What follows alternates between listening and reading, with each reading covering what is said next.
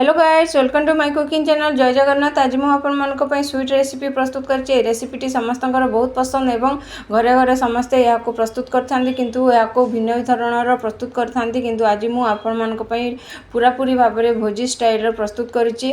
चलतु ये रेसिपीटी को आरंभ करवा। ये रेसिपी टेक्सचर आपण मैंने देखिपे किपरि भाव में पूरा टेस्टी एवं स्वाद आपण मैंने थे ट्राए करके देखिए। चलते आम रेसिपीटी को आरंभ करवा। ये रेसिपी सर्वप्रथम मुझे हाफ लिटर क्षीर नहीं जाइए। हाफ लिटर क्षीर को आम भल भाव में फुटा देवा। फुटी सारापर गैस टी को बंद करनवा। जिते बड़े क्षीरटी भल भाव में फुटी आसो गैस टी को आम बंद करनवा। बंद कर सारापर टिके चामच साहाय्य हल्ले नवा जहाद्वारा कि क्षीरटी टिके मध्यम धरणर ठंडा होते आम विनेगार पकई आम क्षीरटी को छिड़े नवा। जदि आपण पाखे विनेगार ना ताले लेंबू रस नहीं जाए। लेंबू रस जी नहीं से पानी ऐड करके भल भाव में मिक्स करने। बर्तमान आम से ऐड करवा। बर्तमान मुझे विनेगार नहीं 2 चामच और 2 चामच पानी नहीं दुईटी को भल भाव में मिसई आम छेना छिड़ाई प्रस्तुत करवा। यहीपरि भाव में आम धीरे धीरे आम गोटे गोटे चामच पकई धीरे धीरे आम क्षीरटी को जस्ट टिके टिके हल्ले नवा जहाद्वारा कि छेनाटी भल भाव में छिड़ी आसो।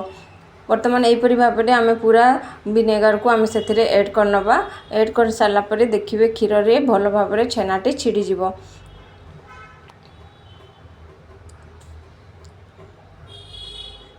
बर्तमान आम शेष भी विनेगार जहाँ बची मुझे पकई नहीं। बर्तमान देखिपे छेनाटी आमर भल भाव में छिड़ी जाइए। यही समय आम कौन करवा सांगे सांगे आम एक स्ट्रेनर रे ए छेनाटी को छाणी नवा। एक स्ट्रेनर रे मुझे गोटे उदा कपड़ा देती। उदा कपड़ा उपर आम ये छेनाटी को छाणी नवा और से पानीटी को काढ़ी नवा और छेनाटी को भल भाव में 2 ରୁ 3 थर आम भल भाव में धोई नवा जहाद्वारा आम जो विनेगार पकई जो खटा अंशटी थी ताहा धोई होपरि भाव में आम भल भाव में छाणी नवा और धोई नवा। छेनाटी एवं भल भाव में धोई है। बर्तमान आम कौन करवा कपड़ा दे भल भाव में चिपिड़ नवा और अन्य एक पात्र रे रखी नवा। बर्तमान आमर छेना तो छिड़ी जाइए। बर्तमान आम छेनाटी को एक जगार पात्र रे रखी साइड रे रखी नवा। बर्तमान आमर ये छेना क्षीरी आम एक राबिड़ी प्रस्तुत करवा। से मुझे कड़े नहीं जाइए। कड़े रे 2 चामच पानी पकई नहीं। पानी पकेवा फल आमर जो क्षीरटी आम गरम करवा ताहा तले लगे नहीं से मुझे पानी ऐड करी। बर्तमान आम ये हाफ लिटर क्षीर रे मुझे छेना छिड़ाई थी से छेनापी मुझे 1 लिटर क्षीर नहीं। 1 लिटर क्षीर नेलापर भल भाव में गरम कर गरम कलापर से किसी केसर दाना पकेवा। केसर दाना पकेवा फल यार फ्लेवर बहुत भल आसी थाए और बहुत सुंदर बास्ना आसी थाए। से केसर पकई जदि आपके केसर नहीं ताले आप स्किप करें।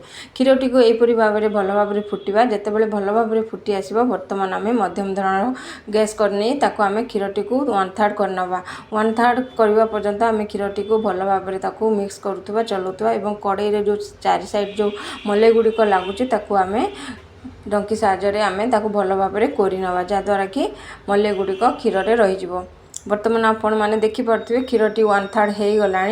बर्तमान आम ए किसी फ्लेवर पाई मुझे मीठा पाई मुझे चीनी पकाउची। आपण क्वांटिटी हिसाब से मीठा जिते कि खाइबा चाहते से हिसाब से कम बेसी करके पकेबे। मुझे 1/4 कप चीनी पकई 1 चामच इलायची गुंड पकई और किसी से इलायचीर चोपा पकई जहाद्वारा कि बहुत बास्नाटी बहुत भल आसो और फ्लेवर बहुत भल लगे। बर्तमान देखिपे क्षीरटी भी भल भाव में फुटी आसला। चीनीटी भी भल भाव में मिसी जाइए।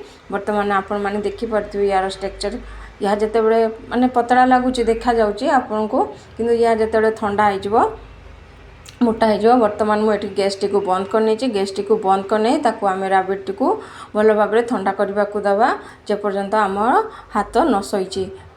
बर्तमान आमर क्षीरटी भी भल भाव में ठंडा हो गला। आम ये ठंडा होगी ना आम किपरि भाव में जाना टी आंगुठी साहाय्य देखा आमर जदि आंगुठी सैला बेला हो पार्टी ताल आम क्षीर रे सेतिकी बेले आम जो छेना करके आम रखी से छेनाटी को आम बर्तमान आम पकई नवा। किंतु गरम क्षीर रे पकईले छेनाटी छिड़ीज से टिके नख उषुम क्षीर रे आम पकईवा। पकई भल भाव में मिक्स करनवा और एक पात्र को आम ट्रांसफर करनवा। ट्रांसफर कर सारापर आम से किसी सजेवाई मुझे पिस्ता नहीं जदि आपण मैंने चाहती काजू पिस्ता बादाम आपण पसंद अनुसार ड्राई फ्रूट्स नहीं पारे मुझे पिस्ता नहीं पिस्ता को मुझे भल भाव चुने काटी नहीं काटी ताको आम सजे नौचे और किसी केसर स्वाद केसर टिके पकई भल भाव आम सजे नवा शेष में मझे केसर देदेबा जहाँद्वारा कि देखा भी बहुत सुंदर देखा एवं टेस्ट भी मत बहुत भल लगे।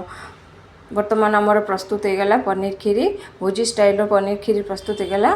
जदि वीडियोटी भल लगे ताले मो चैनल को सब्सक्राइब लाइक कमेंट